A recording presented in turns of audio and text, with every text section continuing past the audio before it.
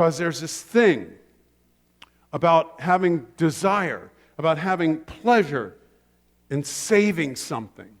Even though the problem is great, it's a wonderful thing when someone takes on this pleasure, this desire of saving something. So I says to myself, says I, what would be a good illustration of this? So I thought of this handsome, fresh-faced, scrubbed lad named Josh Gates. Josh Gates is an 8th grader. You know Josh better than me. I've only been here a year and a half. Josh has been here your whole life? You've seen him grow from a sprout. Josh Gates is going to talk about his work saving squirrels. So could you say, good morning, Preacher Josh?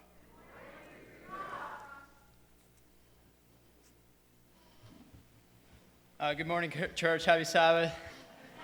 As Pastor Joe said, my name is Josh, and I go to Savannah Adventist Christian School, and this is currently my 12th year here, and I am in 8th grade. But if you do the math, you probably think that doesn't add up if I'm in 8th grade. I've been here 12 years. Well, I started preschool when I was 2 years old, and so I did preschool twice to stay with my own age group. My brother would like to tell you I failed preschool, but that's what brothers do. First, I'm going to let you know, I'm going to tell you, I'm going to start off by saying the first story of really how this all started, the squirrel rescue, as you could say, and leading up to us saving many squirrels.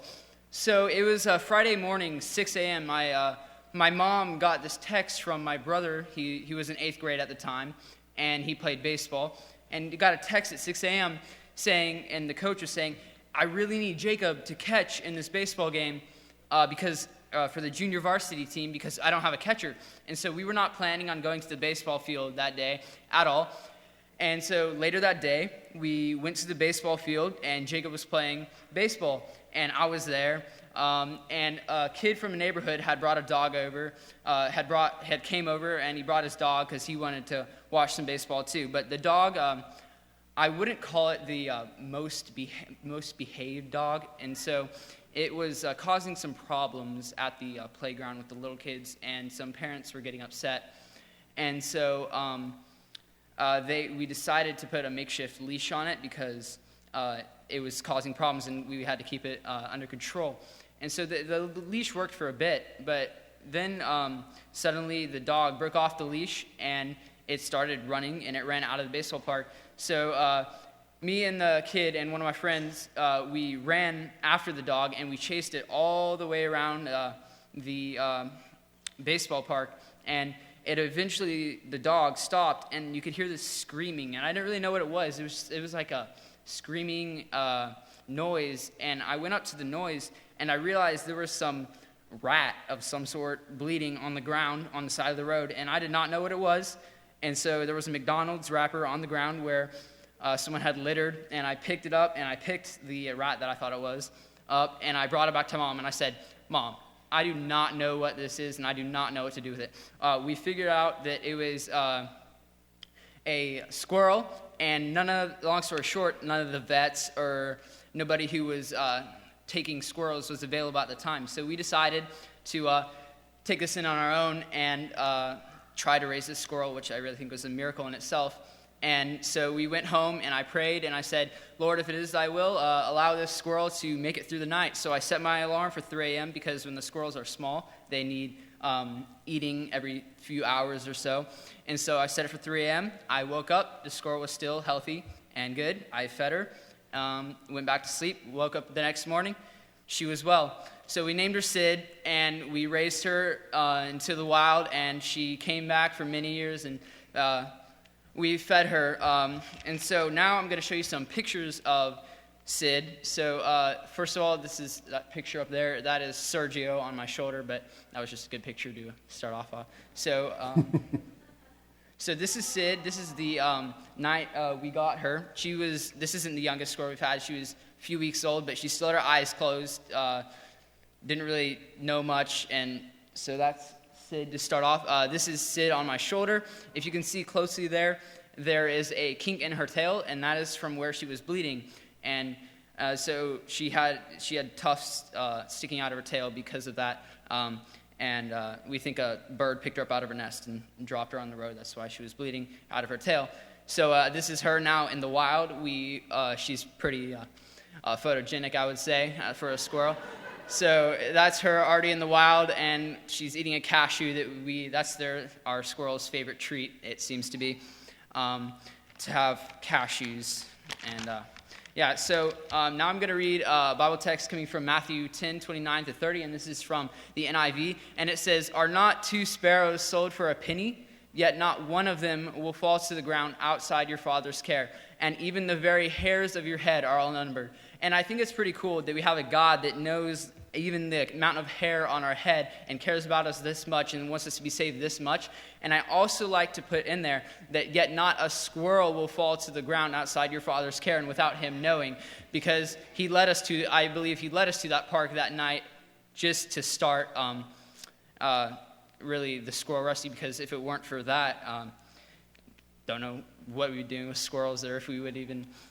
And also, eventually, after raising squirrels for a little bit, people started to know that I and my family raised squirrels, and they would call us and say, "Hey, we just found a squirrel, and we don't know what to do with it." And so we said, "Okay, we'll be right there. Drive, pick up the squirrel." So now I'm going to show you a few pictures just of the squirrels that I could go on for hours with these pictures, but I just show you a few. Try not to take up too much of your time. So I will tell you the names as we are going on. So this is Sally. As you can see here, Sally was a flying squirrel that actually Luke found in his yard, and I'll show you a better picture of her little flaps later. This is Destiny. She is one of the quadruplets that we had, and interesting story, we only raised single squirrels up to the time of the quadruplets, so we would raise one at a time, and then we suddenly jumped from 4. So then we had the quadruplets, and then this is a picture of Sid. This is the first one we found, and she out of all my squirrels, she loved standing on my baseball hat. That is just something she loved doing, and I enjoyed walking around while she ran around on my hat. So this is another picture of the quadruplets. This is when they were young, and I like giving funky names to my squirrels. So that is, the red one is Rosie, the white one, or the gray yarn, is Destiny, the yellow one is Daisy, and then the teal color is Cannonball. So after having the quadruplets for a little bit, actually, we got 3 more squirrels, 3 separate single squirrels, and we had 7 squirrels at once, which was pretty insane. It took a lot of prayer to keep that straight because it was a lot. We'd wake up in the morning, and they would all be running over each other wanting food, and it was pretty tough. So that was fun. This is them a little later, quadruplets. This is them even later. So they are in the cage by now. This is a big cage me and my dad built for them, and it's really their transitioning phase into the wild. And so they'll go in that. In the day, we'll leave the cage open. They can go explore in the woods, come out. At night, we close the door so they're safe and they can sleep. And that's them. This is Rosie. That's also one of the quadruplets. She was my favorite, honestly, of the quadruplets. Not trying to pick favorites, but that is Little Man. He is the smallest squirrel we ever raised. He was a very newborn, and we called him Peanut because he was very small, like really small. This is me feeding Simon after a baseball tournament, because we would actually take the squirrels with us wherever we went sometimes. And that actually there, the greenish yellow thing that you see there is actually a pouch that my mom sewed together. And we would carry the squirrels in the pouch. If we went to a baseball tournament or we had to go to the Publix, something like that, they could just sleep in there. We'd put some T-shirts, and they could stick their head out if they were hungry. We'd let them know, okay, here you go, here's some milk. It's just like feeding them there. This is another picture of Simon at the baseball field. He's actually the second squirrel we raised. He got hot, and he decided to lay like that, so he's pretty crazy. This is Sally. That was our flying squirrel that we found, and those are the flaps you can see. These are our most recent group of squirrels. This is Kim, Jong, and Un. Remember I told you funky names? So, this is Precious, and this is actually our most recent squirrel that we have found. Yeah. And so, and then finally we have Sergio, and he was a very funny sleeper, I guess you could say. He would find the weirdest positions to sleep in, and there he would sleep like that. So now I'm going to read you a text coming from 1 Timothy 2:4, and this is coming from the English Standard Version, and it says, "Who desires all people to be saved and to come to the knowledge of the truth." Because God, I think he doesn't, no matter what you've done or what you've gone through, he wants us all to be saved, and he truly cares about us, because if he cares enough for me, or to bring me to a baseball field for a squirrel to save, if he wants even the small creatures, squirrels, to be saved, wouldn't he want you to be saved, which are like his valuable creations? And so I just also want to read this text again, because I really think it means a lot. So Matthew 10:29-30, except this time I changed it up a little bit, because you'll see.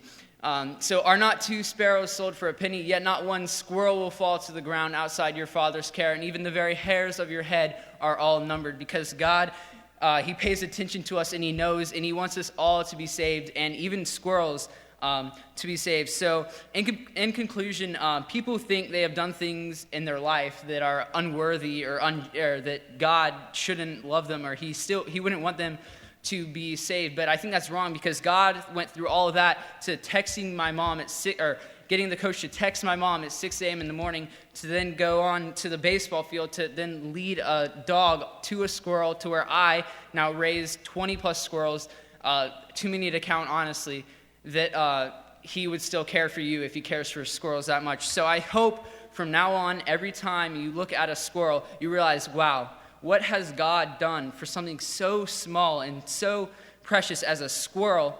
What are the lengths do you think that he would go to save you and bring you home safe every day? Let's pray. Let's pray. Dear God, thank you for this day. Thank you for allowing us to see that you care for us so much, that you would even go through so much to just save a squirrel. So please, Lord, help us to realize how much you care for us, and to know that you will still love us and accept us, because you do want us all to be saved. And thank you for this day. Amen.